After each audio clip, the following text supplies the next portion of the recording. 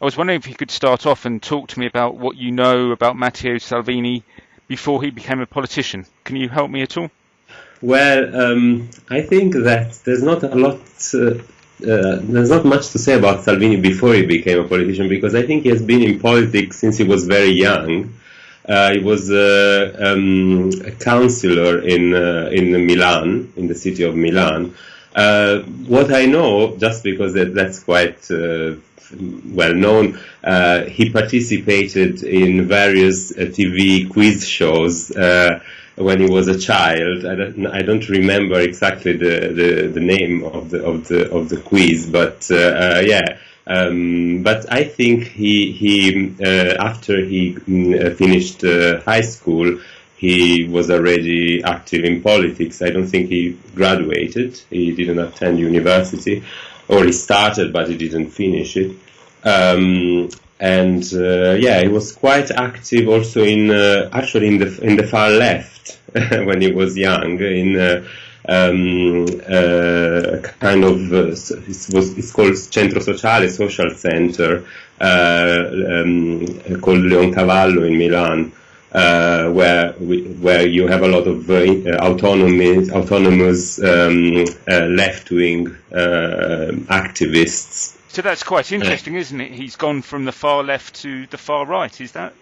Yes, and actually I think in the 90s he liked to portray himself as a kind of Northern League communist. So he was on the left of the party, and it's something that happens quite often that politicians that are on one extreme when they are young, they move to the opposite extreme. So I'm not so surprised actually. Yeah, but he was always quite on the left of the Northern League in the 90s, of course. Then he moved to the right. Yeah. Is there anything that made him move? Was there any one event or? I think it's just because the whole Italian politics shifted to the right, and it was more convenient for him to appeal to right-wing voters, and particularly focusing on the issue of immigration.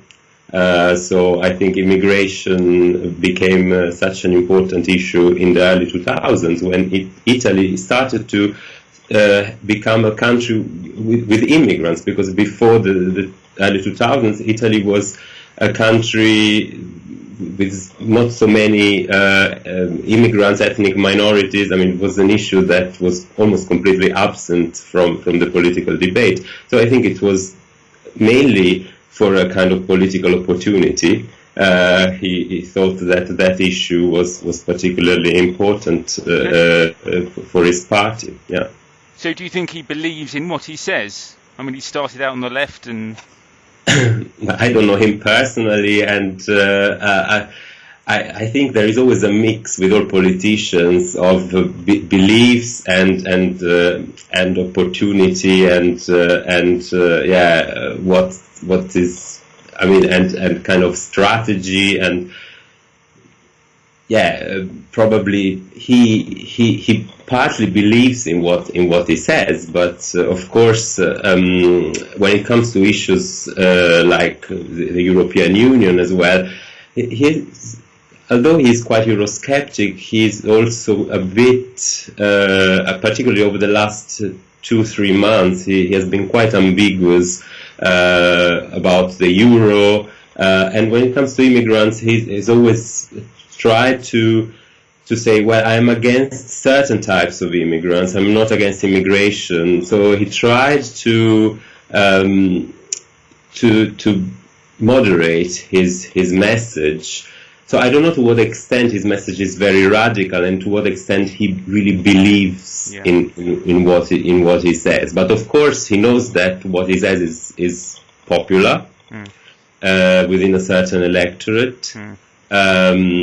And well, has been politically rewarding, because you can see the results of yesterday's election are quite clear, that people rewarded him for his political positions. And what kind of person is he? What kind of personality? I think well, he tries to portray himself as a kind of simple person, like a bit like, I would say, Nigel Farage in the UK, in the sense that he is the kind of man that you find in a pub, or with whom you can have a chat in a pub and have a pint with him, and try to be a kind of a man of the street, and yes, down to earth, and he tried to distance himself from the political establishment, and so in that respect, he's still linked a bit to his left-wing past. I mean, there is an interesting mix of right-wing discourse, but also kind of being close to the disadvantaged sectors of society, a bit like Trump, I would say, as well. I mean, mixing anti-immigrant messages with a kind of socially progressive rhetoric, in the sense, I mean, socially progressive rhetoric, which is only confined to the Italians, of course, not to other people outside the Italian community. You were saying that Italy is shifted to the right. Yeah. Does that make him a controversial figure in Italian politics, or has he kind of been taken along with the momentum? Well, I think that since Italy has shifted to the right, there has been a kind of process of mainstreaming of some ideas that a few years ago would have been unacceptable, like what happened. I don't know if you have heard about the events in Macerata where a man shot some immigrants in the center of the city, and actually many Italians expressed their solidarity toward the man who committed that crime. And even Salvini, even though he formally condemned that act, he actually tried also to use that event to shift the focus of the media on the problem of immigration, which of course is quite favorable for him. So I think that since the Italian political spectrum has shifted to the right, people like Salvini have become quite mainstream. So and that's that's open to interpretation then, whether it's a good or bad thing. So he's not such a controversial character? He's not very controversial. He used to be probably more controversial. He's less and less controversial. He's not like Trump. He's not someone who would. I mean, he uses Twitter and social media quite a lot. So he, in some respects, he uses them in a controversial way. But I think that people got used to his political discourse. So I don't see a kind of. I don't see that media are particularly shocked by what he says. Okay, and what about the issues that kind of drive and define him? What is he passionate about? Well, he's definitely passionate about defending Italy against external enemies. That can be the European Union, that can be immigrants. And that's quite an interesting shift in his own rhetoric, because he used to be, he is still a member of the League, and which used to be called Northern League, which was a regionalist party, even a pro-independence party. They advocated the secession of Northern Italy from Southern Italy, and he has completely abandoned that, and now he's actually transformed his own parties into a kind of national party, a bit like the Front National in France.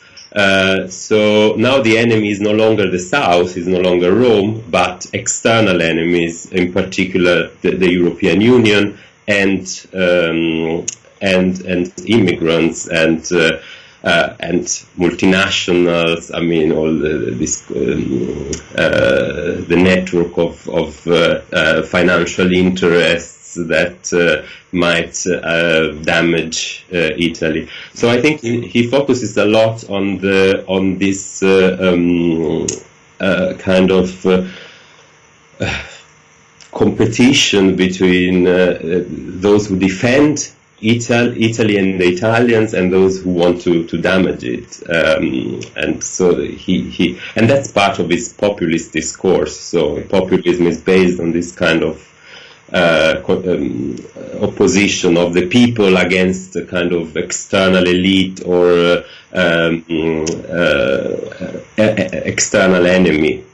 He sounds like a classical opportunist, though, as I guess most populists are, that in that he's been critical of the Southerners before, and now as soon as it suits him politically, he's changing his tune. Yes, in that respect, he has been an opportunist because, until I would say 4 or 5 years ago, he would have never campaigned in southern Italy. He even offended southern Italians often. There was an episode with Neapolitans in a video that was taken during a party meeting. He basically accused Neapolitans of being dirty, of stinking, and this kind of thing. So openly. Basically, he shifted his racism from being racist against southern Italian to being racist against immigrants or people who come from outside Italy. In that respect, he really changed his political discourse, and that's because it was convenient for him. The federalist or north-south cleavage, the opposition was no longer politically appealing, so he thought it's better maybe to become something different. And of course, the success of the Front National in France played an important role in that. He saw that a nationalist party representing the whole of France was very successful, so he tried to import that model and use the model that Marine Le Pen created in France. So, and that was no longer compatible with the regionalist agenda. Because National is not a regionalist party; it's a very nationalist, centralistic party. That actually brings me on to my next question. I was going to ask, how would you sum him up, and maybe how would you compare him to other far-right leaders in Europe? Who is he closest to? I think Marine Le Pen, definitely, Front National. Maybe Wilders in the Netherlands. In some respects, also UKIP in the UK. Also, UKIP shifted. The political discourse of UKIP changed quite radically over the years. It started as a kind of single-issue party in the early 1990s, and then it became a party that still campaigned against the European Union. That was the main issue, but then it added other issues like immigration, and even it became also, used to be a very very economically liberal party. Then it became closer to some sectors of society that were more negatively affected by globalization. So in that respect, also Salvini tried to expand his political agenda, as Nigel Farage did in the UK. But definitely, I think that the closest example in Western Europe is the Front National. Okay. And I think Front National is the model for many populist, radical right parties in Western Europe. Okay, fine. And he's enjoyed success last night, this morning. I understand it's been quite a turnaround from the Liga Nord's last performance. What's the secret of his success? Is it just broadening the appeal to the south, or is there something else there? I think, well, first of all, it's no longer Lega Nord, it's only Lega. Yeah, sorry. Which I also make this mistake, because I'm used to call it Lega Nord, but actually now it's only Lega, and that's that's because it's no longer Northern Italian part. I think that it's a mix of external factors. it's easier for him to become the dominant player in the center right with Silvio Berlusconi, who is 82 years old, after 24 years of being in the political arena, Berlusconi is quite tired.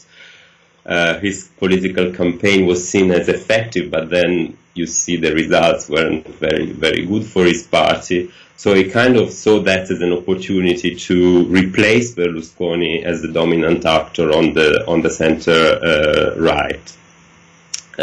So that I think is not his personal secret. It's more an opportunity that he tried to exploit. I think he's a good communicator. He's very direct, and he tries to portray himself as a very concrete person, using this kind of northern Italian pragmatic approach, which appeals a lot, particularly to business, small business, and small entrepreneurs, and so on. So yeah, I think he's a good communicator. He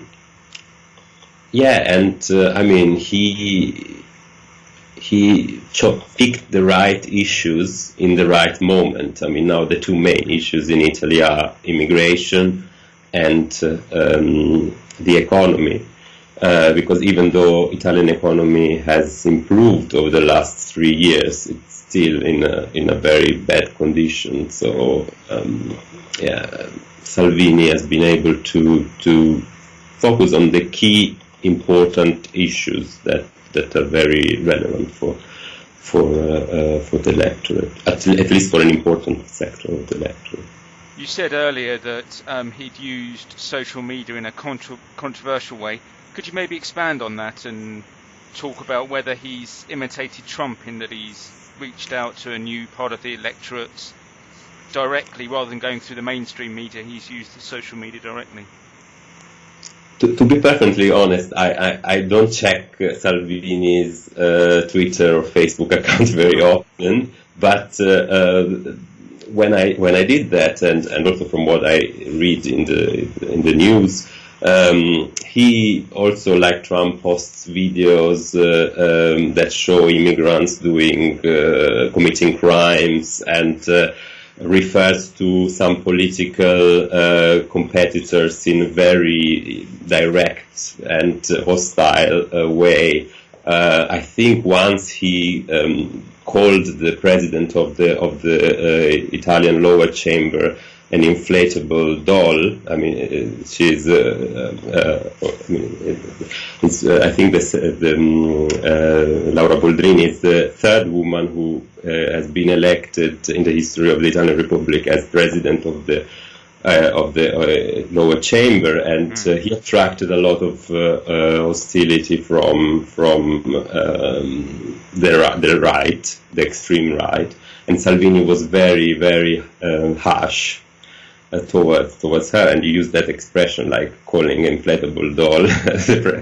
It's also quite sexist. So, I mean, in that respect, that reflects a bit the same rhetoric that you could find in Trump's tweets and Facebook posts. But do you think his use of social media has been important in his party's success? I think so. I think he's the party leader with the largest number of Facebook followers, more than Di Maio, more than Renzi, more than Berlusconi, particularly Facebook, more Facebook than Twitter. I think Renzi is stronger on Twitter. This also says something about differences in the electorate. I think I'm not a media expert, but I think that tells us something about the differences. And I think that the social media have played an important role in his campaign, mainly because his party, the Lega, doesn't have a lot of financial resources, particularly because they cut public financing that is directed to political parties. And so social media are a very cheap way to reach a very broad audience. And so And I mean, Trump did the same. He wasn't as good as Hillary Clinton in collecting funds and attracting donors, but he used social media as a kind of cheap way, an effective way, direct way to communicate with a lot of people. So yes, I think social media are very important for political outsiders and particularly for populist leaders because they don't need a lot of resources. They can communicate with a lot of people more and in a more direct way without relying on party organizations and intermediate organizations. Okay, and just finally, where now for Mr. Salvini? Is he going to be Italy's next prime minister? I think that's quite unlikely. It's more likely that Di Maio could become the next prime minister. I think it's quite unlikely that Salvini will become prime minister because at the moment we have three blocks in in parliament. We have the Five-Star Movement, which is the largest party. Then we have the centre-right, which is the largest coalition, but still without a majority. And I don't think that the Five-Star Movement would support Salvini as prime minister because the Five-Star Movement is the largest party. They want to be they want to lead the government. I don't think that the Democratic Party, which lost the election but still has around 100 MPs, will support Salvini because of ideological reasons. I mean, they are too distant. So I think that it's quite unlikely that he will become the next prime minister. I think also even within the center-right, Berlusconi would be quite hesitant to vote for Salvini as prime minister because he's too radical. And Berlusconi is still part of the European People's Party. I mean, he's part of the group in which Angela Merkel is also represented. So what future do you see for him? It's difficult to predict, but he will probably consolidate his position as the leader of the center-right. He will probably, now Berlusconi, I think that's this, I don't know, I might be wrong, but this could be Berlusconi's last election. So there is a lot of space for Salvini.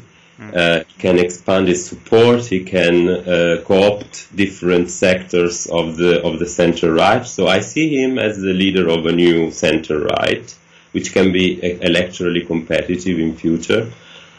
Because of this change, maybe in the future Salvini might become more moderate in order to be a bit more credible as a prime minister in the future. But yeah, I think that he has, at least in the next years, a good political future. Yeah. I mean, so more likely to be a prime minister in the future than immediately. Yes, I mean, although Italian politics changes so much, so I cannot really make a prediction because in 5 years everything might be changed, completely changed. There might be a corruption scandal. There might be something we don't know. But yes, that I don't think in this term. I mean, I don't think that after this election he will become prime minister. But in the future, if he follows this trajectory, he might become prime minister. Yes. Okay, David Vamper, lecturer in politics at Aston University. Thanks very much for taking the time. Thank you.